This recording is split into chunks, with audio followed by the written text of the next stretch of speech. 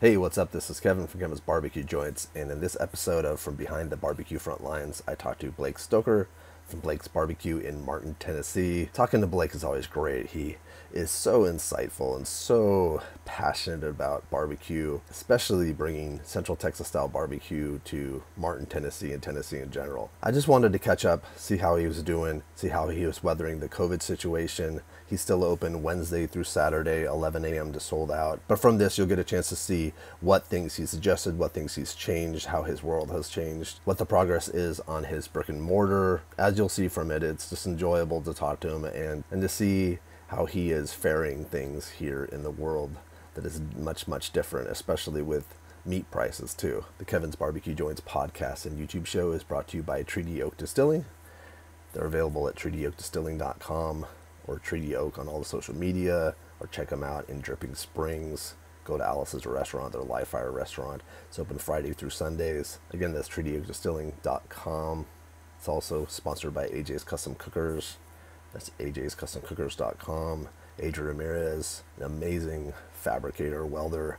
He could do anything. You can check him out on all the social media at AJ's Custom Cookers. He right now has about a year lead time, but he might be able to squeeze you in.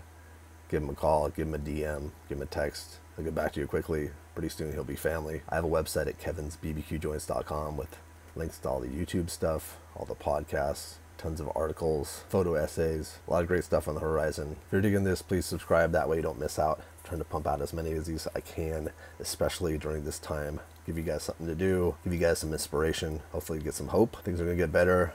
Stay safe. Thank you so much, Blake. Thank you so much for listening. Hey, Blake, how you doing?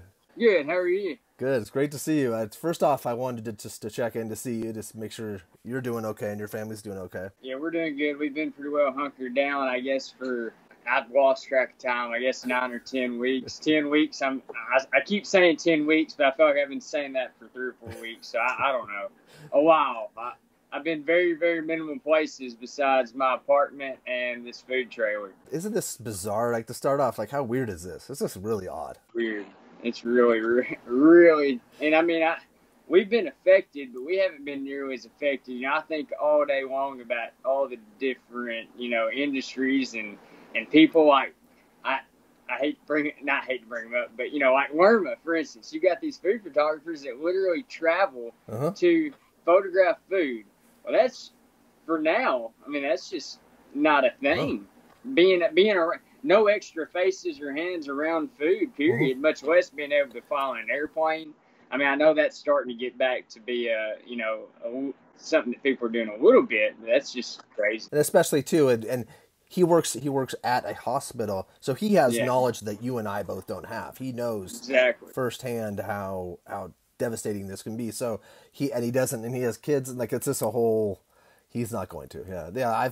I thought about him. I've thought about. There's a lot of people that it's affected. Imagine how much it's affected, and especially the food industry, and how many people and employees, but like movie theaters, concerts, every movie theaters, exactly. Like I enjoy going to the movie theater. So if a good movie's coming out, I like to go once every 2 or 3 weeks, and I know the people that own it. They're customers here, and they've been shut down for 6-7 weeks. They've recently started, as things have opened up a little bit more, they've started allowing you to come get popcorn and to take home. Interesting. Popcorn and candy and drinks to take home. That's kind of a smart idea. Yeah, interesting. And also too, what this does is it shows how clever humans are, how clever we are, that we're not, that we'll figure out a way, especially the restaurant industry, to make it so that people can get their food or get their popcorn. That's amazing. Exactly. So in your area, are you guys at 25% seating or 50% seating? Yeah, I think they opened up to 50. They went phase 2 a week or 2 ago. So I think it's 50%. Obviously no buffets, but 50%, which I guess that's helpful. At least helps. I know 25%, that was almost just not even enough to mess with. Yeah. But I guess 50% is a step in the right direction. If it is the right direction at all, I don't know. Because I see you get to-go stuff. There's a donut place you like. I've stalked you on social media. I know there's a couple places, but you get stuff to go, right? You haven't eaten inside. Yeah. I get to go. I've been out to eat twice and that's both in the last 2 weeks, and it was very comfortable. the first time it was really weird just because it was the first time literally in 8 or 9 weeks. And, the mask, it just felt alien, but from a comfortability, sanitary sense, everything was very sanitary. Yeah. The closest table to us was 20, 25, 30 feet away. But yeah, all to go stuff. Like I get Chinese takeout. Like I live on General Tso's chicken pretty much. And I was actually really proud of them whenever things started opening up, whenever they went to the 25% seating capacity.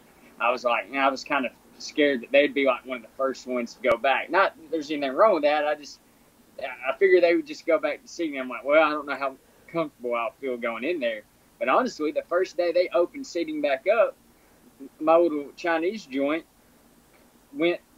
took their precautions even a step further and created like a barrier where you just walk into the front foyer and tell them you have order number. They've got it all blocked off. So, interesting. People are still being pretty precautionary here. Yeah, and they're being smart about it.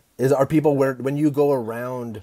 Because I'm just trying to get the pulse. Are people wearing masks or not? Really? Half and half. I will say this: in the last 7 days, I would say that it seems like there's been a step in the direction, right or wrong, of like we're tired, like just forcing back to normal. We're tired of this. It's going to be a part of life. I'm not there. I feel like I have too many people depending on me to stay healthy. Mm-hmm. So I'm not there. And I'm not people ask me all the time about stuff, and I'm like, I know very, very few things, very little about most everything in life. There's one thing that I take part in every day and feel like I know a decent amount, and that's cooking barbecue. But like outside of that, as far as the medical stuff, I don't know. That's not my expertise. I'm gonna act like a naive person and say that it's all real to me until proven, or until CDC comes out and just says, "Hey, sorry, we've been pulling your leg for 12 weeks. This doesn't even really exist. It's all, I'm going to treat it as if it's as bad as that's smart. The stories say, because it's not worth it not to." And I think that's a smart way to take it until you know for sure what direction you're going and what's happening. And in the end, it's good to keep everything clean. Like restaurants are the best at doing that already. If the restaurant world knows about sanitary, like you want to be able to make sure you're putting out clean product. That's right. Always been something that everything is clean. So I don't think that's a mistake to do. But now, are customers when they come, you're only to go? Can you eat on your patio? Well, what's the situation for you right now? So I guess let's just say I'm going to use the term 10 weeks. That's going to be my generic term for when this all started here. 10 weeks ago, we went to go only. I'm going to see if I can face. Can you see sort of the window? Yeah. Okay, so see the far corner over here? Yeah. I usually stand right here. That's where I do all my cutting and stuff. The cashier window's right there. And then this one right here where it says pre-order pickup window. I don't know why that's facing inside. I never figured that out.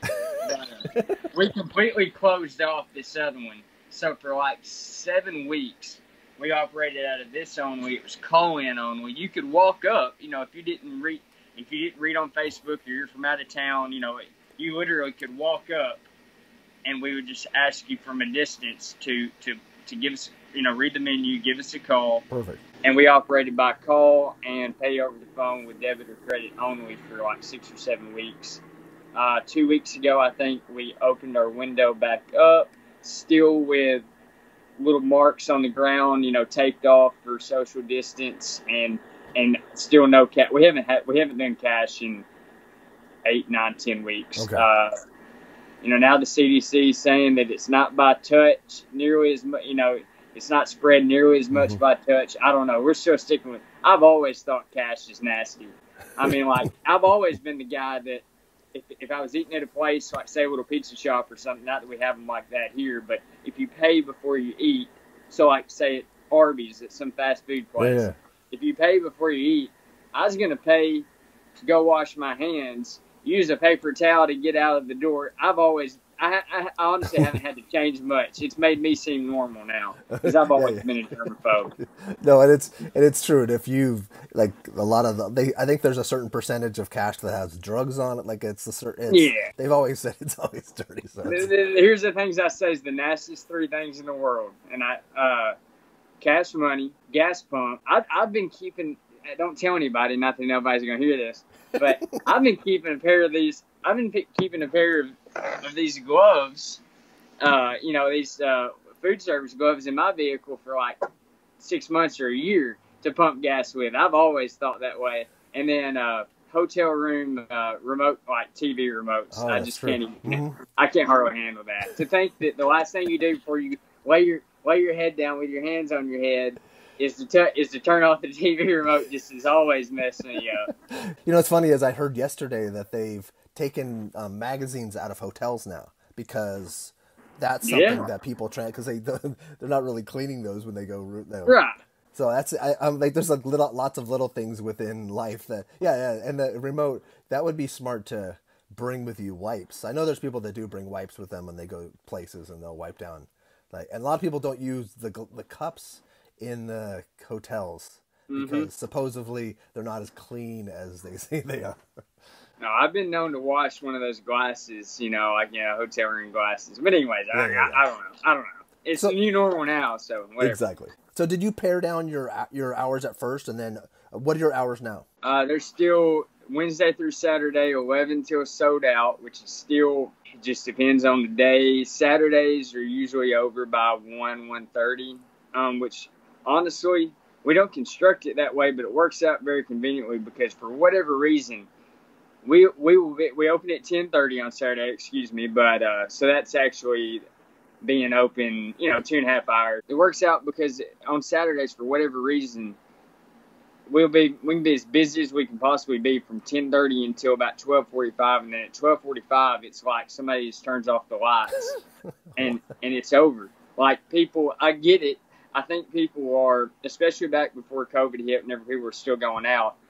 By 1 o'clock, if they hadn't come and gotten it or eaten their lunch, they were then saving up to travel out of town. It's a small area, so people travel to Jackson, Tennessee, which is where all the shopping centers are, the chain, Olive Gardens, Outbacks, all that stuff. So I think people were just like, that was their plan to come get it early, or if they hadn't gotten it by 1 o'clock, it literally just shuts off. Saturdays are still really good, but it's just fast and furious. And then, honestly, we've been really blessed to be really, really busy throughout this whole thing, which I attribute to the fact that we're just already set up so well for to-goes. Even prior to this, we probably did 75% of our business was to-go. So it made sense. So it's been, and I've talked to you about it, 20 times, but it's been very bittersweet in that, of course, I appreciate and I'm glad to have the business, but I've felt terrible at times having such good days consistently,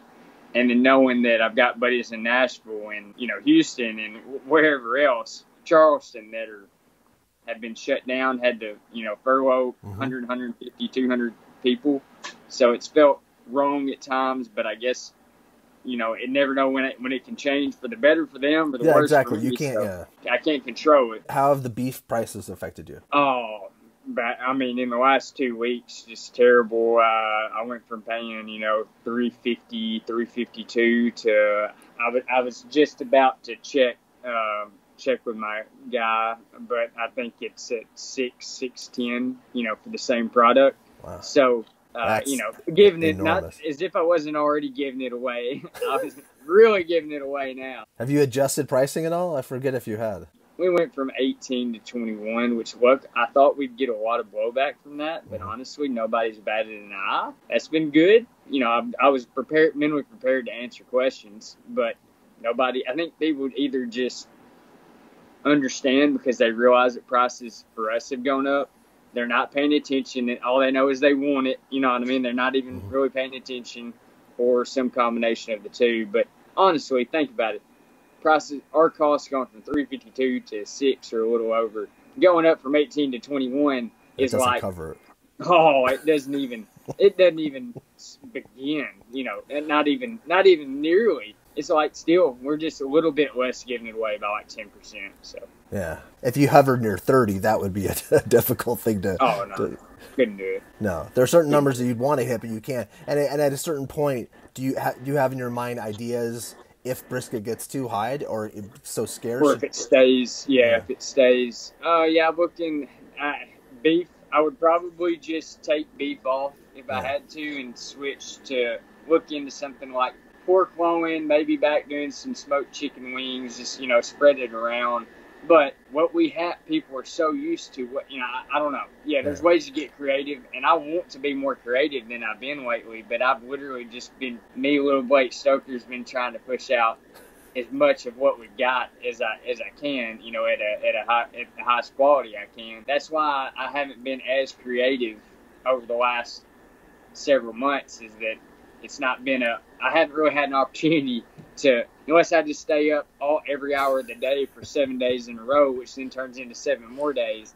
I've had to sort of, you know, use my logic on, you know, like, okay, this is what people are wanting. Let me just get out as much of it in as best quality as I can. Yeah, you keep your head down until you have to now adjust. And you had mentioned to me off air about the freezers. Yeah. Oh, yeah. 3 or 4 weeks ago, whenever words of you know, price increases and shortages began going around, we bought, which we figured out real quick. We weren't the first ones to figure it, or we weren't the first ones to get word of it, because we went to searching immediately for like industrial size freezers, and we had to go through, like, it was an ordeal just trying to get one, you know, found. Oh, really? Not even just for a decent price, just found that was available for sale, period. But long story short, we bought a big industrial size stand up freezer, and then just bought what we hoped was 3 or 4 weeks worth of pork butts and pork ribs and turkey, which turkey prices haven't moved, so that's been good. But just filled it up, have fed off of it. For Memorial Day, I got in some fresh pork butts to sort of, because it's sort of an ordeal trying to manage the whole getting frozen butts, which I don't like. I don't like fooling with frozen. There's a stark difference, in my opinion. I can tell if I were to cook 4 fresh pork butts and 4 frozen, I could, and mix them in, you know, blindfolded as I put them on the smoker, whatever you want to call it, and had no idea of knowing which was which. I can tell the difference, you know, like that. You know, right now is the time. The whole world is just making do with what we have. You're brainstorming and trying to figure out the best way to make this make sense. Right. I want to talk about there's some fun specials, some fun stuff that you have, some new stuff since we last talked, but also what's happening with the new location. Are you still doing construction? We paused construction now, just as sort of the whole world is on pause. The economy has been, you know, kaput. Hope it seems like it's getting a lot better, so that's good. And then just, you know, health reasons for workers and whatnot. But honestly, they were, and I get asked this all the time, but construction was running, in my opinion, 3 or 4 months ahead of where we were as far as being able to be open. So I was getting worried that, you know, construction is going to be done in, say, end of August, September, somewhere in there, and we weren't going to be ready to open, because I've told you this before. I've told 1,000 people, I'm not going to open it until we're darn getting ready to make it run, you know, like a smooth machine. Everybody getting the food and service that they need. Yeah. Honestly, backing off of construction for 2 or 3 or 4 months is only, I think, going to take a little pressure off me and make that more of a synchronized schedule. That makes sense. So long story short, I was worried that I was going to have to answer the question for 4 months. Well, it's open. Why, you know, construction's done. Why aren't you open? You know, so I think everything works out, you know, for a reason and according to a plan. So we're still looking probably at first quarter of 2021. You think? Yeah, I think that I think that unless this Corona deal just, you know, continues to blow up, feels like, for right or wrong, it feels like things are trying to be pushed back, at least here, trying to be pushed back towards normal. I still think, January, February 21. We'll see. Could be sooner if something crazy, goes really, really good, really well, or it could be after, who knows. So what's new food-wise that you have? Because you keep every week, it seems like there's more spectacular stuff that's coming out of Blake's. You have more desserts, right? Don't you have a couple more desserts than you had before? So we took away desserts we're trying to be as literally contactless as possible. So, no cash, we close our drink machine up because we didn't want, so here whenever you order a drink, we've got a cooler, like a Pepsi cooler that you self-serve yourself with bottled drinks. So we closed it off because we didn't want to be contributing to the cross-contamination by everybody, just back and forth. So we've opened that back up. We started back desserts. Mom this last week did mini banana puddings, mini key lime pies, and mini sopapilla cheesecake pies. Still doing we continue to do the deviled eggs with pimento cheese and crackers, which, here's an update. I used to do all pimento cheese, all crackers, and several other things. As time goes on and we've gotten busier, my breadth of responsibilities has gotten smaller. So now my aunt does pimento cheese and crackers. She doesn't even eat it, but now she's famous for it around here. That's so great.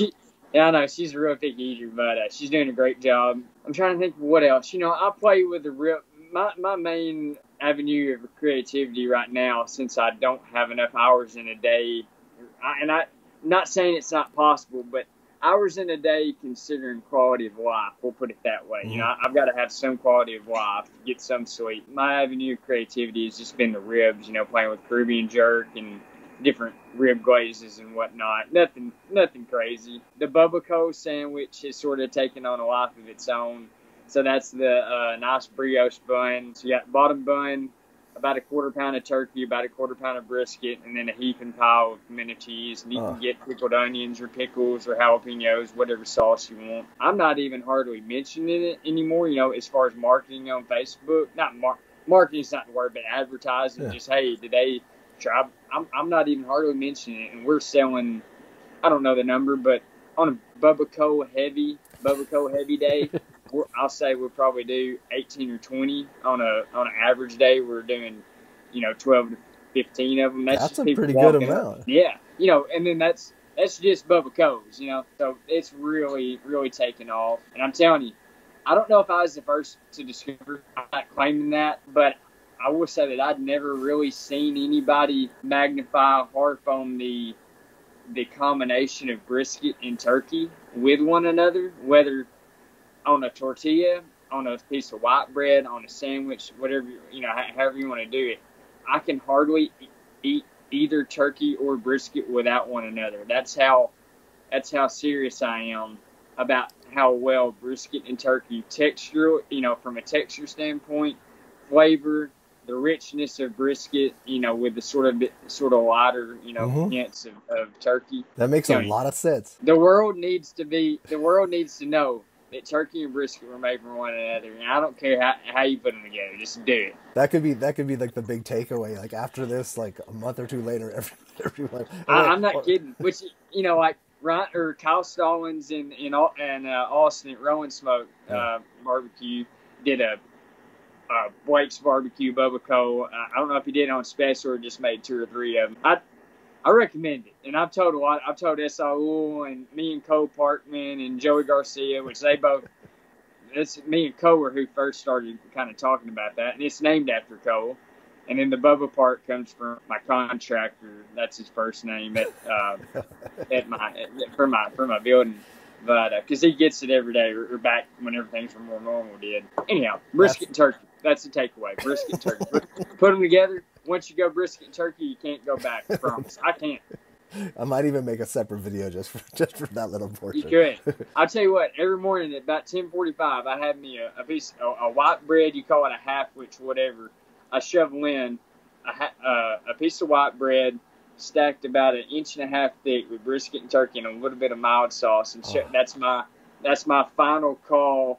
Last feeding of me before we get down to business. Before things get crazy for the day. That's so cool. Are there any other messages you want to give really quick to end this to your customers or to the industry or anything? To my customers, I cannot thank them enough for the support throughout this. Like I said earlier, so many really, really sadly struggled through this, and we've just been blessed for whatever reason to, just be, had a lot of support. So I can't thank them enough for that.